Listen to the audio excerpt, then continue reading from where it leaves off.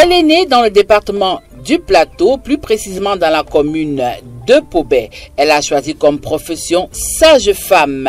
Dans son parcours, en choisissant cette profession, elle a opté pour devise ne plus mourir en donnant la vie. Celle que nous recevons cet après-midi est Laurence Odoulami, épouse Montero, syndicaliste, femme politique, femme de la société civile. Bref, vous l'avez compris, notre invitée de cet après-midi, elle a un CV long comme le bras. Mais cet après-midi, elle nous parlera de la santé sexuelle et reproductive.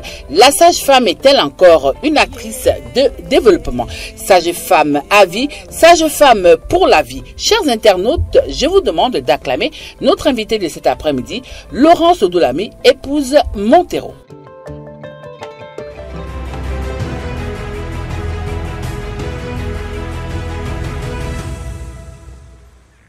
Bonsoir à tous. Samedi, c'est Politiquement Féminin qui s'invite au débat sur ESAE Télévision. Et cet après-midi, nous recevons pour vous Laurence Odoulami, épouse Montero. Elle est sage-femme. Elle est également syndicaliste. Avec elle, on parlera de la santé sexuelle et reproductive. La sage-femme est-elle encore une actrice de terrain? Bonsoir, Madame Montero. Bonsoir, Tatiana. Comment ça va? Ça va bien. Alors, généralement, quand on réussit à mettre la main sur vous, on est toujours heureux de vous avoir sur le plateau de Politiquement Féminin parce que c'est votre second passage. Merci. Alors, on a fait une brève présentation de vous. Je l'ai dit dans cette présentation qu'avec vous, le CV est tellement long qu'on a juste fait un petit condensé. Alors, qu'est-ce qu'il fallait absolument dire dans cet élément avant de commencer notre entretien? Rien autre que je suis sage-femme. J'ai eu une vocation pour aider les femmes et à donner la vie. Et le reste, bon, j'ai été une épouse, j'ai des enfants, et je mène la vie et vous êtes également une mamie. Oh oui, je suis mamie, plusieurs fois mamie, Dieu merci. Voilà, alors, tout à l'heure, l'entretien, ce sera avec moi. Et comme vous êtes une personne qui est chère à Politiquement Féminin, vous allez recevoir le loup tout à l'heure. Il viendra vous apporter votre thé, le thé de la reine, parce que je sais que vous aimez beaucoup le thé. C'est ça, non? Le thé sans sucre. D'accord, il sera sans sucre, c'est noté. Alors, dites-nous un peu, dans un autre monde, vous avez été syndicaliste, je l'ai dit, syndicaliste un jour, syndicaliste toujours. Alors, quel est le regard que vous avez aujourd'hui par rapport aux conditions de vie et de travail des travailleurs béninois? En tout cas, si c'est des travailleurs béninois, c'est mieux. C'est mieux que de notre temps. Parce que, bien sûr, le syndicalisme a été, moi je dis supprimé carrément au Bénin, mais nous avons l'État, le gouvernement qui fait tout pour les associer. Parce que le gouvernement doit répondre au BIT de pourquoi le monde syndical ne vit pas au Bénin. Donc, pour éviter, et je vous assure, c'est pas facile, quand les ministres du Travail arrivent au BIT de tous les pays, c'est pas facile s'ils ont des problèmes avec les travailleurs. Donc, le gouvernement béninois fait tout pour qu'il n'y ait pas de problème, mais c'est parce qu'on veut. C'est trop mou, ça dort, on ne comprend rien. Bon. Mais est-ce que les travailleurs sont véritablement valorisés? Les travailleurs ne sont et ne seront jamais valorisés à 100%. Que ce soit en Europe, en France par exemple, vous les voyez, eux, ils sont tout le temps en train de réclamer. Oh, nous, on n'est même pas, on n'a pas le 5e de ce qu'ils ont. Donc, on ne peut pas dire que les travailleurs béninois sont valorisés et complètement béninois. Ça n'existe même nulle part ailleurs, ça n'existe pas. Donc, il faut toujours demander. Et c'est là où on nous a appris. Donc, les travailleurs ont toujours la main comme ça? Oui, il faut toujours demander. Et un droit, parce que c'est notre droit. Et un droit, ça s'arrache. Vous n'allez jamais voir un État Vous donnez quelque chose, vous dites, tenez, non, quel État, ils n'ont pas notre temps. Il n'y a pas l'aumône là-bas, de ce côté-là? L'État ne fait pas l'aumône aux travailleurs? Si, l'aumône, mais vous avez jamais vu ça? Ils n'ont pas le temps. Et ils se disent, et puis tiennent compte de leurs priorités, pas de la priorité du monde du travail. Non, de leurs priorités d'abord. Ensuite, s'il reste des miettes, on peut les partager. C'est ça, moi, j'ai compris pendant tout le temps. Et ces miettes-là, si nous travaillons, on ne se lève pas pour aller réclamer ces miettes-là, vous ne les aurez pas. Alors, là, cet après-midi, vous êtes là en tant que sage-femme. Ces dames que nous voyons au niveau de nos maternités, avec des blouses roses, que nous voyons au niveau des cliniques, des grands hôpitaux, des centres hospitaliers. Alors, dites-nous, être sage-femme, c'est quoi? Quelle question et quelle belle question. Être sage-femme, c'est tout simplement être une personne qui a reçu une formation, qui a des qualifications requises pour exercer légalement la profession de sage-femme. En gros, c'est une personne qui est là pour s'occuper de la grossesse avant, pendant et après l'accouchement. Donc, elle doit avoir en tête que la femme tombe enceinte, elle doit venir la voir dans sa maternité. Donc, pour elle, automatiquement, elle doit s'occuper d'elle. Et elle doit suivre la grossesse mois par mois, jusqu'à 9 mois.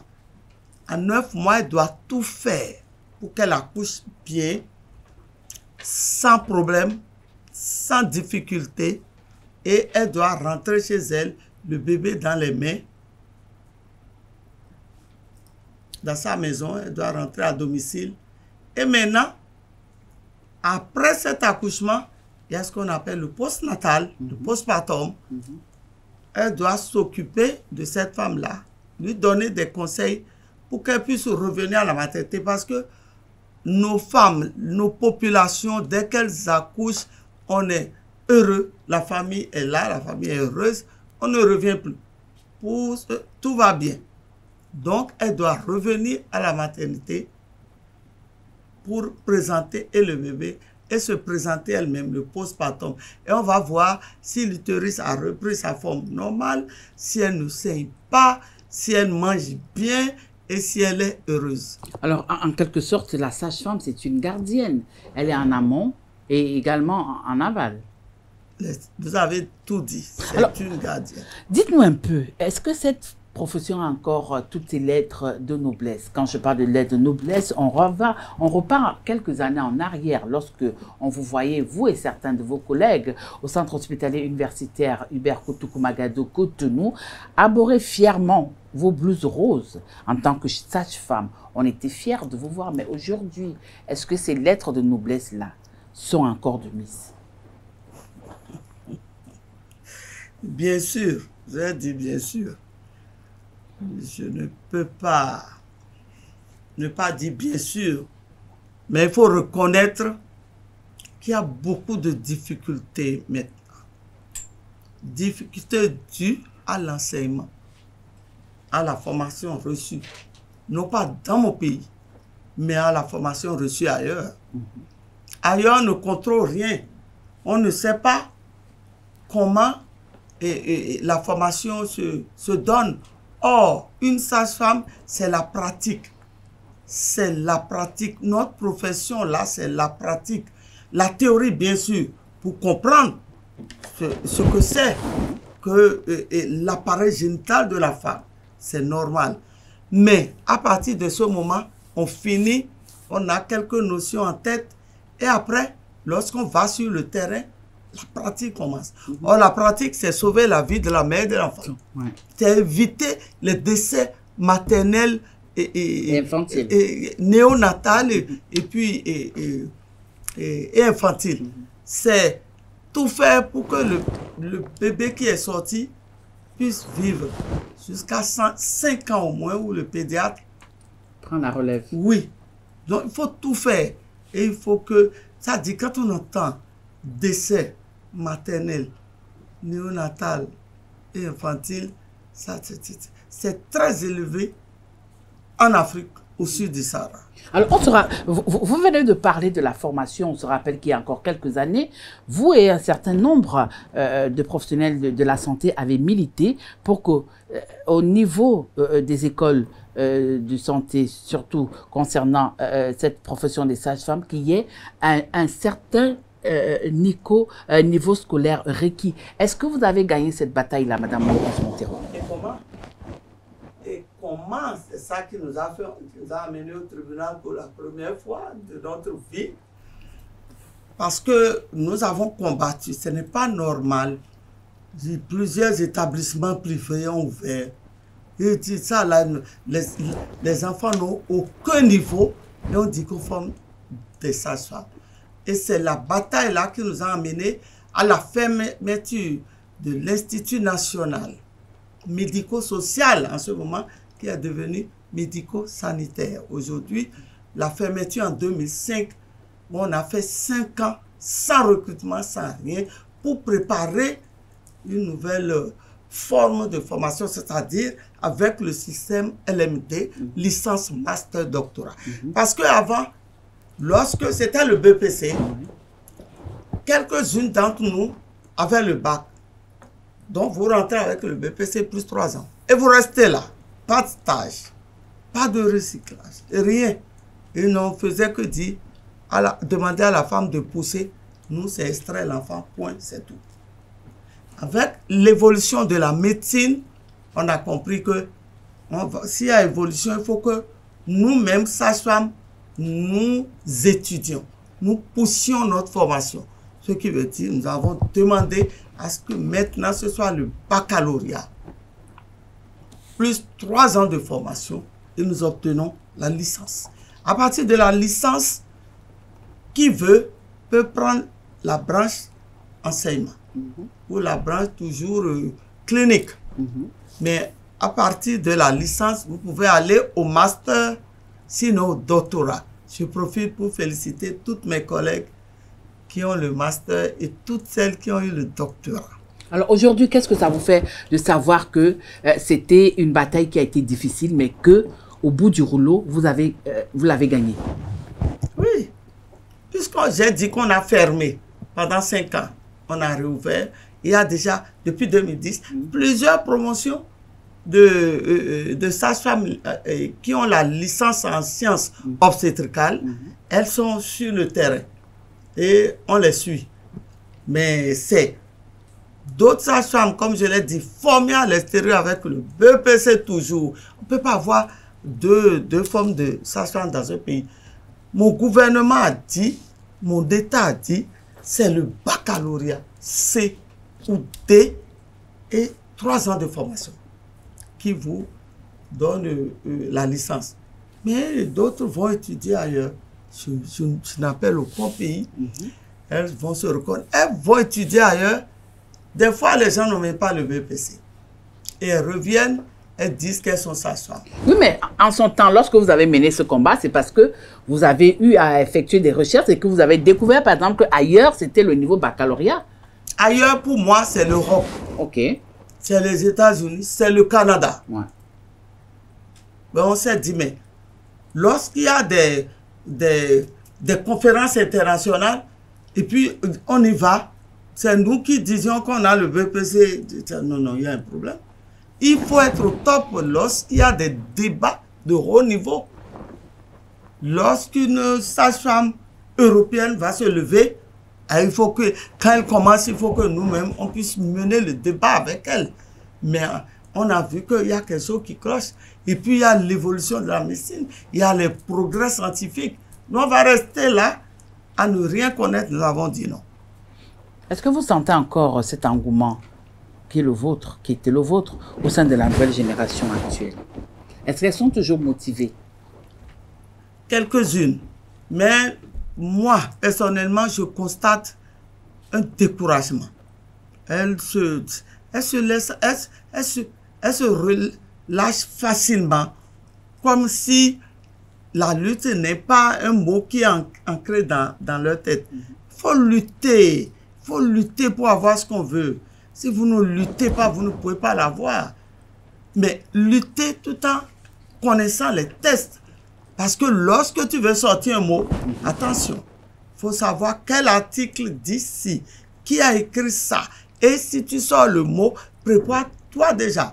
Il faut avoir des avocats. Si ça doit entraîner un problème, qui vont te défendre. On ne parle pas en l'air pour lutter à obtenir quelque chose. Non. Alors justement, nous allons évoluer dans notre entretien.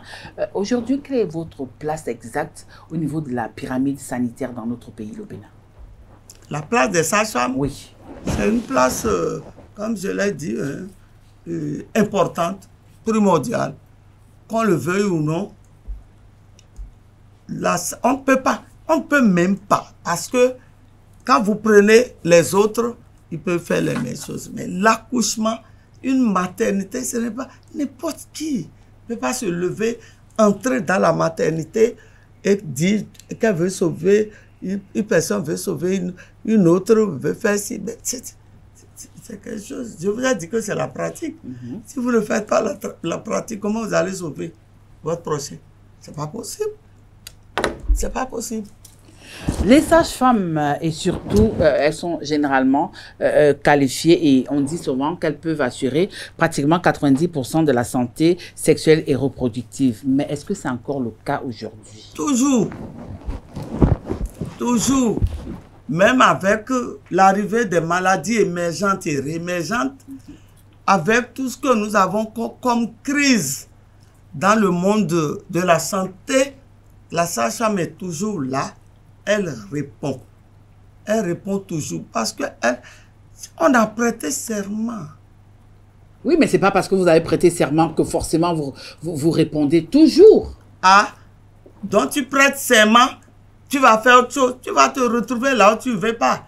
Et c'est pénal, c'est directement en prison. Vous allez faire des années. Oh, autant éviter ça et travailler, mettre à exécution ce que tu connais, ce que tu as appris, toutes les compétences que tu maîtrises, c'est comme ça. Moi, je ne peux pas m'asseoir et dire, si j'ai dit, je le jure de sauver la vie de la mère, de l'enfant. Je ne ferai que ça, c'est ma vocation. Si aujourd'hui, il y a des sages-femmes qui n'ont pas de vocation et dont les parents, dont moi-même, je suis parent, j'incrimine nous-mêmes là. Pour dire, oui, mon enfant doit travailler. Oui, ma fille doit avoir un boulot. Oui, il faut qu'elle puisse avoir un boulot et puis se marier.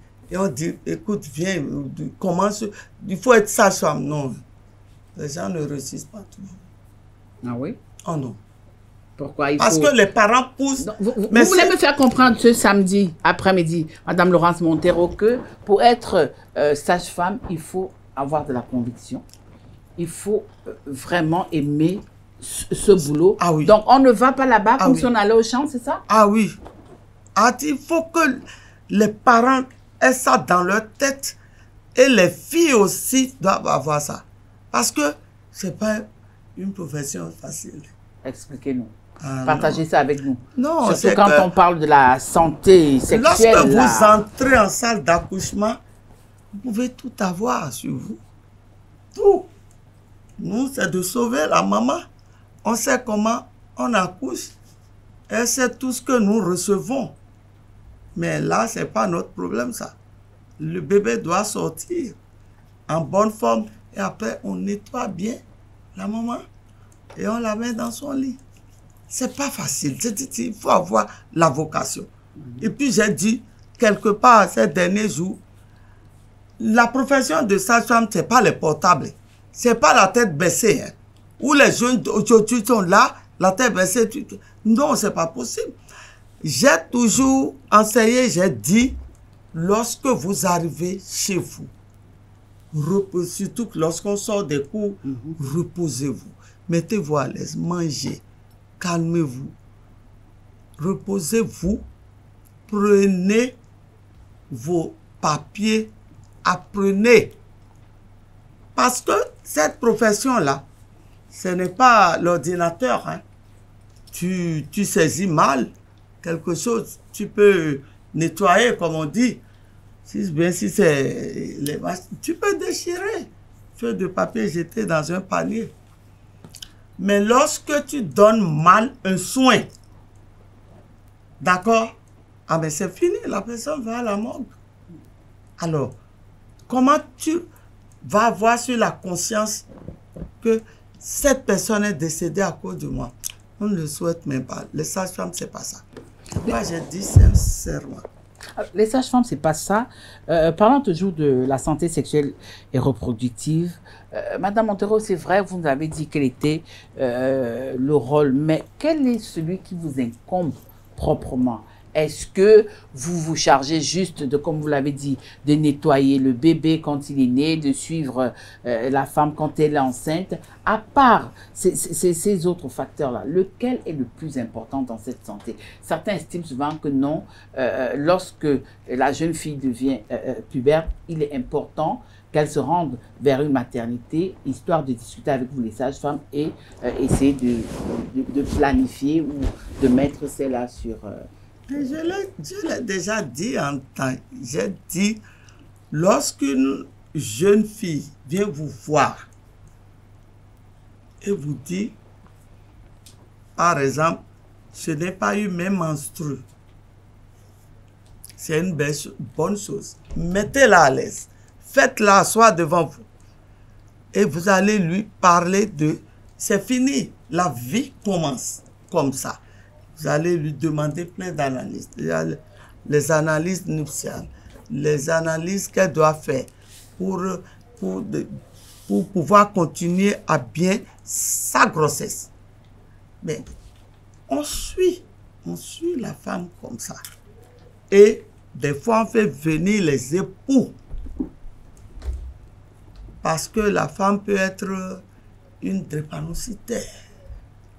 Voilà les difficultés que nous rencontrons. Il faut faire venir l'époux. Quel genre de forme de drépanocytose c'est? Ce qu'elle doit faire. Où est-ce que ça peut l'amener? La forme grave, ne pas faire trop d'enfants. Se faire beaucoup soigner. Et être toujours avec les médecins qui s'occupent de ça. C'est comme une institutrice, au fait. On parle. Et en dehors de ce qu'on parle, on s'occupe de la femme. Donc nous, on est... Je suis sûre qu'il y a des questions qui vont commencer par fâcher et la connaissance, Madame Laurence Montero va sortir des segons. Vous êtes un acteur clé de cette branche de la santé, mais pourquoi certains estiment également que vous êtes des destructrices? Parce que nous voulons pour preuve les avortements clandestins qu'on a connus dans certaines localités de notre pays et, ma foi, peut-être qu'ils sont encore de mise. Parce que généralement, lorsqu'on parlait de ces avortements, il y avait toujours ce petit doigt accusateur vers les sages-femmes. D'où j'ai dit, nous allons entrer dans les questions qui fâchent. Oui, on veut savoir. Je ne sais pas. C'est rare d'apprendre que les sages-femmes font des avortements. Officiellement? Officiellement, oui, mais officieusement. Officieusement aussi, c'est rare. Ah oui? Oh, la sage-femme... Même posé sur le cas, vous le... Bien sûr. Oh, la sage-femme... Vous voulez manger le caddie des sages-femmes cet après-midi, qu'il y en a qui ne font pas dans ça? J'ai dit, c'est rare, je parle français. Je vous l'ai dit, chers internautes, les questions qui fâchent ont commencé. Oui. On y va. C'est rare de voir une sage-femme commencer à faire des avortements au lieu de s'occuper de son vrai travail. Et surtout quand on parle d'avortement clandestin. La loi est claire à donner les conditions dans lesquelles un avortement peut se faire. Mais ça, c'est aujourd'hui. Mais avant? Avant aussi. La loi, c'est depuis 2003. Mais elle était méconnue de la population, Madame Laurence. Non, les gens connaissent. Nul n'est censé ignorer la loi dans tout pays. Nul n'est censé ignorer la loi. Il ne faut pas dire la population. Non, il faut aller chercher. Il y a les conditions dans lesquelles il faut faire. Et qui doit les faire? Ce n'est pas facile parce que si on doit procéder à ces avortements, avant, il faut aller et voir la police qui doit justifier de pourquoi c'est un collège de médecins qui détermine ce qu'il faut faire. Donc, ce n'était pas facile. Aujourd'hui, nous, on remercie le gouvernement. Bravo. Parce que si vous voyez ce qui se passe, ces filles qui viennent mourir, qui saignent, ces filles qui vont chez les guérisseurs, on leur enlève les intestins, même l'utérus, et puis c'est déchiqueté, elles viennent mourir, elles viennent nous faire des septicémies. Non, on veut aussi réduire la mortalité maternelle dans ce sens. L'OMS a dit, aujourd'hui, avortement, l'OMS a trouvé que c'est 13%. Or, le Bénin, c'est 15% de décès maternels dus aux avortements. Vous pensez que pour atteindre les ODD, on va rester là à regarder les gens mourir parce qu'une frange de la population n'en veut pas? Non, le gouvernement a réglé ce problème. Le gouvernement a réglé, certaines personnes ont estimé qu'aujourd'hui, le fait que ce soit légalisé, les sages-femmes se sentent un peu soulagées parce que d'une façon ou d'une autre... je vous ai dit que... Oui, mais ça vous arrange quand même les sages-femmes. Donc ça peut... Aujourd'hui, vous le faites en toute légalité. Parce qu'on ne va plus assister à des décès maternels dus aux avortements. C'est tout. Ah oui? Ah bien oui. Rien que ça? Je dis oui. Je ne sais pas, quand vous êtes au service et qu'une jeune fille en classe 2 vient mourir devant vous avec la souffrance des parents, nous on ne supporte plus. Ça suffit. Voilà les élèves là, les étudiants, les vacances là, c'est juste après les vacances, on en reçoit. Il faut qu'on arrête ça. Ça suffit. Il y a eu des réformes dans le secteur de la santé. Est-ce qu'aujourd'hui, ces réformes ont impacté votre profession, Madame la Présidente de l'Association des sages-femmes du Bénin? Est-ce que votre profession s'est sentie concernée par ces réformes-là? Nous, quand il y a quelque chose, quand le ministère donne le top, nous informe, nous sommes concernés par ce que l'État béninois veut. Parce qu'il ne faut pas voir seulement le ministère, c'est l'État. Vous savez, ça arrange qui s'arrange, ça n'arrange pas qui ça ne veut pas arranger. Moi, je ne rentre pas dans ça. Mais aujourd'hui, on ne peut plus accepter. Les avortements se feront sur la demande de la femme. Si une femme vient et demande et on voit les conditions, ça se fera. Ça se fera. L'entretien s'est terminé avec moi. Merci, Madame Montero. Ah bon? Je vous ai dit, vous n'êtes pas n'importe qui, comme on dit généralement. Le loup va vous servir le thé de la reine. Le thé de la reine. Sans sucre. Oui. Alors, j'invite alors Romaric de me rejoindre sur le plateau.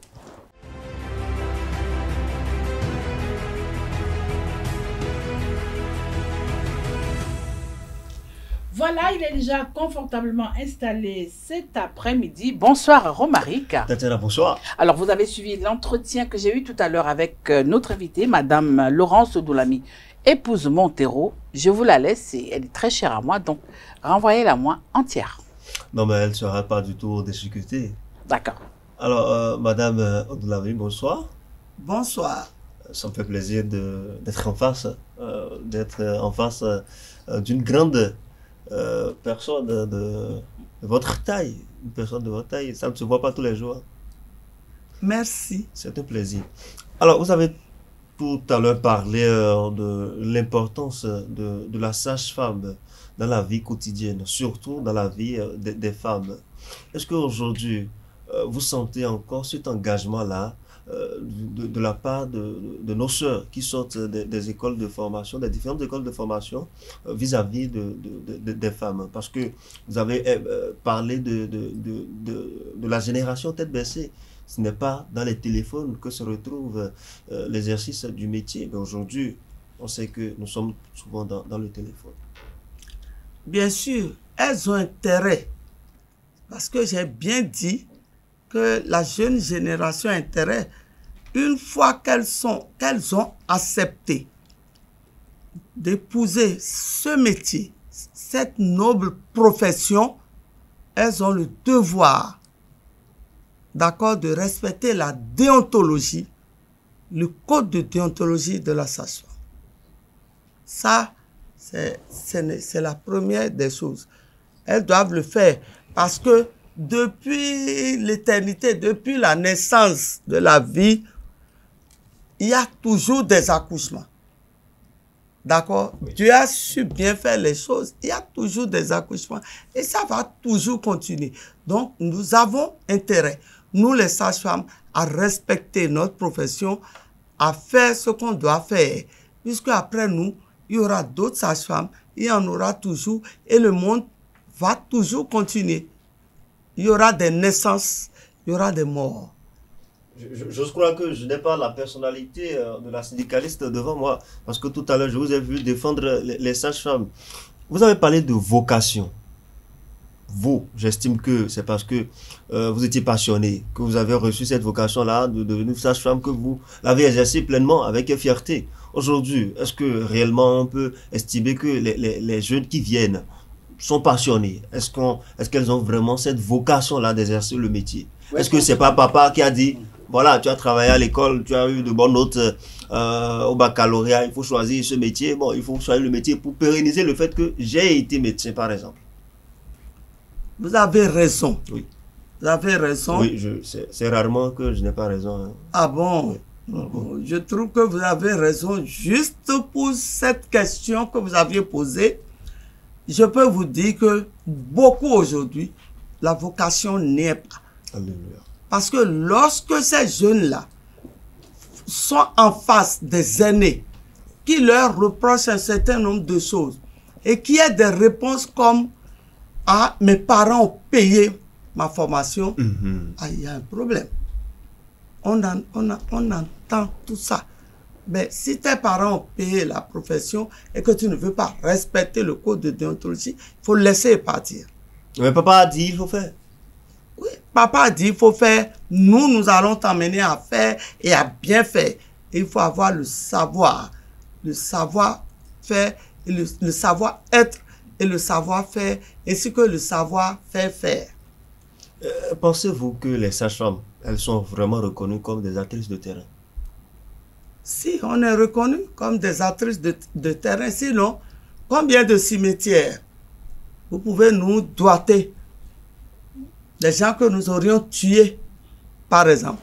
Il n'y a pas, hein? Non, mais il y a toujours de plaintes hein, où les femmes disent que la sage-femme, telle sage-femme là, je ne voudrais pas qu'elle travaille pour moi. Je n'ai pas été contente de la dernière fois où je devais accoucher. Elle m'a malmenée et tout. Elle-même, cette femme qui parle, est-ce qu'elle a bien écouté les consignes données par la sage-femme? Il y a aussi des femmes que nous recevons, c'est pas la peine. Couche-toi, tu as l'aiguille dans à ton bras, reste tranquille, non, elle peut faire crier, jeter tout. Car non, c'est pas ça l'accouchement. Il faut venir. Moi, un jour, j'ai eu, quand je travaillais, les gens, ces critiques-là, ça ne manque jamais. On en a eu. Et parce qu'il faut dire, entre griffes, hein, les sages-femmes en sont aussi, entre griffes, je l'ai dit, un peu méchantes. Pas un moment, un peu méchantes. Personne n'est méchant. Surtout lorsque nous avons des propos que vous ressortez parfois à certaines femmes qui sont arrivées à accoucher. Ce n'est pas souvent des propos d'enfants de cœur. Aujourd'hui encore, je vous mets au défi. C'est parce que vous savez que je n'ai pas des éléments vidéo à vous faire. Non, c'est pas ça. Au moins, je n'ai pas besoin de vidéo. Mais quand on dit de donner des aides, il n'y en a plus. Parce que aujourd'hui, les femmes parlent beaucoup, hein. Et il y a les réseaux sociaux, ils sont toujours des gens qui se plaignent. Oui. C'est rare. En tout cas, les sages-femmes font ce qu'elles doivent faire. D'accord? C'est ça le problème. Quand on dit, les sages-femmes disent, les sages-femmes, et puis au Bénin, maintenant, on mélange tout. Hein. Pas dans les établissements publics où il y a le chef, l'étudiant, de tout avant d'arriver, la sage-femme. Et avant d'arriver à l'aide-soignante et tout le monde est sage-femme aujourd'hui. Dans les cliniques privées. Comment? Lorsque vous arrivez même dans les villages reculés, la personne qui t'accueille, tu vas coucher. C'est d'auto. C'est d'auto. On ne fait même plus la différence. Et c'est pourquoi j'exhorte les sages-femmes à respecter la tenue réglementaire. Parce que moi, je vais ailleurs où on trouve la sage-femme, le pain en bas, porte du blanc ou du bleu. Oui, mais à qui le tort? À qui revient le tort lorsque on n'arrive plus à faire cette différence-là dans cette pyramide sanitaire? On ne sait pas qui est sage-femme, on ne sait pas qui est infirmier, on ne sait pas qui est aide-soignante. Alors, dites-moi un peu, Madame Laurence Montreux, ça veut dire qu'au niveau de l'association des sages-femmes du Bénin, vous péchez. Il n'y a pas de suivi. Vous péchez. Quel péché. Oui, ça veut dire qu'il n'y a pas de suivi, parce que si vous travaillez réellement, vous devriez avoir des gens sur le terrain qui doivent les rappeler à l'ordre. Bien sûr, on les rappelle à l'ordre. C'est ce qu'on a, j'ai dit, dans des endroits reculés. C'est une petite négligence. Et vous savez, lorsque vous reconnaissez... Là, c'est une négligence, mais ça ne devrait pas. Laissez-moi aller jusqu'au bout. C'est une petite négligence. Et vous savez, lorsque l'État du Bénin abandonne, par exemple, une sage-femme dans un village, tout le temps, elle est là, elle ne se fait pas remplacer parce qu'on ne trouve pas la personne qui va la remplacer. Et puis c'est la routine.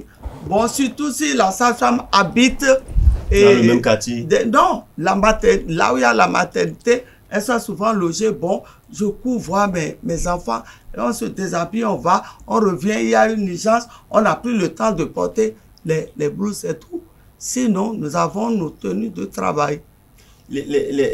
L'accompagnement des jeunes en matière de l'éducation sexuelle et de la reproduction, qu'est-ce que vous en faites? C'est ce qu'on fait tous les jours que Dieu a créé. C'est vrai ça. Ah. Les mettre sur contraceptif? Sinon, on vient au boulot. Pourquoi on vient au boulot alors? La sage-femme arrive, il y a le secteur de la consultation, il y a le secteur du planning familial, il y a le secteur de l'hospitalisation, il y a la maternité même, la salle d'accouchement. Eh bien, il y a des secteurs, des sages-femmes dans tous ces secteurs-là. Si elles ne travaillent pas, qui fait ça alors? C'est vous? C'est quelqu'un de la rue? Non. Est-ce que vous ne marginalisez pas la jeune fille, la jeune étudiante qui décide d'aller vers vous pour avoir des questions, pour avoir des réponses, j'allais dire, à des questions qui la perturberaient peut-être? Est-ce que vous ne la marginalisez pas? Ben voilà, toi, on t'envoie à l'école, on dit d'aller étudier, c'est toi qui viens parler de l'association. Non. Faut arrêter, il n'y a plus ça. C'était une question. Il y a, en tout cas, ça existait. J'ai travaillé 30 ans. Je n'ai pas vu ça. D'accord? Je n'ai pas vu ça. Donc, surtout quand une jeune fille vient, je vous assure, ça veut dire. Madame Monteiro aussi, vous n'avez pas vu, vous ne l'avez pas fait. Ça ne veut pas dire que ça n'existe pas. Que les autres ne l'ont pas fait. Oui, mais je ne peux que dire ce que j'ai vu. Non, mais vous êtes la présidente de l'association. C'est-à-dire que vous avez les yeux, les oreilles quand même. Et la bouche partout. Non. Je vous ai déjà dit. Vous voulez me donner bonne conscience là ce samedi, Madame Monteiro, ça ne marche pas. Vous n'allez pas me faire dire ce que je ne veux pas. Mais pourquoi vous ne voulez pas dire? Donc ça existe. Il y a bien ce genre de... Vous avez bien reçu ce genre de... On marginalise la jeune fille parce qu'elle veut avoir des informations. On dit, Dada, va étudier. Tu viens parler de... Alors imagine quand on te dit ça dans un fond ou dans un mina ou alors un Yoruba en colère. Ça va créer Madame la Présidente. Ça peut même se dire. C'est déjà heureux. Oui, ça peut se dire. Parce que lorsqu'on rentre, une jeune fille vient, nous sommes deux, la porte est fermée. Personne n'est là. Mais après, c'est ce qu'on appelle les conseils. Nous sommes tenus de les donner. Et pour donner des conseils, dit, regarde la vie de tes parents qui souffrent. Pardon. Si tu es venu pour ça, on te soigne. Mais après, tu dois étudier. Tu dois aller à l'école. On te fait le planning familial. On t'aide. Oui, oui. Encore. À régler tes problèmes. Et vous ne pensez pas que c'est encourager encore la jeune fille? Vous voulez qu'on les laisse traîner des ventres dans la rue, c'est ça? À chaque coin de rue, trouver des filles enceintes, c'est ce que vous voulez? Pourquoi vous ne la conseillez pas de se ranger? Oui, elle va se ranger après tout ce qu'on lui dit. Si elle peut prendre les... Comment dire? Des pilules et autres. Oui, on les met. qui vous a pas... Vous, les journalistes, on vous connaît. Vous nous connaissez comment? Vous nous connaissez comment? N'entrez pas dans notre cuisine interne, nous-mêmes on la règle. Oui, la règle, je suis d'accord, mais il ne faut pas dire ce qui n'existe pas. Nous faisons les investigations. Les gens parlent dans nos oreilles. Vous écoutez, et vous arrivez à faire la part des choses. C'est ça? En santé, c'est pas ça. C'est pourquoi on vous demande, on vous pose les questions pour avoir les vraies réponses. Les vraies réponses, je les ai données. On est en train de constater que vous êtes en train de vouloir nous mélanger. Ah bon? Quelle relation entretenez-vous avec les autres collègues du secteur, du système médical, médecins, aides-soignantes? Nous avons de bons rapports et le code de déontologie l'exige. Et vous ne pouvez pas avoir de mauvais rapports avec les autres et constituer une équipe de santé. On ne peut pas. On ne peut pas faire ça.